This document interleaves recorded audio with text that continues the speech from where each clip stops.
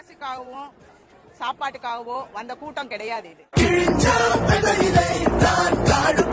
எங்க தளபதிக்காக வந்த கூட்டம். இது நீதி கேட்டு வந்த கூட்டம். இது எப்படி கேள்வி கேட்டாலும் உங்ககிட்ட இருந்து எந்த பதிலும் வர போறதில்ல. ஏன்னா இருந்தாதானே வரும்.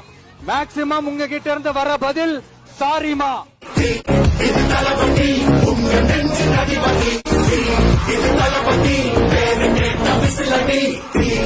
ஒரு சிங்கிள் பேரண்டால வளர்க்கப்பட்ட பையன் அஜித்குமார். அவங்க அவ்வளவு கஷ்டப்பட்டு அந்த குழந்தைங்களை வளர்த்து ஒரு ஆளாக்கும் போது அந்த பையன் அந்த தாய் கண் முன்னாடி கூட்டிட்டு போய் திருப்பி பணமா ஒப்படைக்க போகும்போது அந்த தாயோட மனநிலை எப்படி இருந்திருக்கும்? இதுக்கு நிவாரணம் தீர்வே கிடையாது. மக்கள் யாரும் காசுக்கு ஓட்டு போட இனிமேல் தயாராக இல்லை. தளபதியை ஏத்துட்டு 2026ல தளபதி ஆட்சி வரணுங்கிறதுல மக்கள் உறுதியா இருக்காங்க.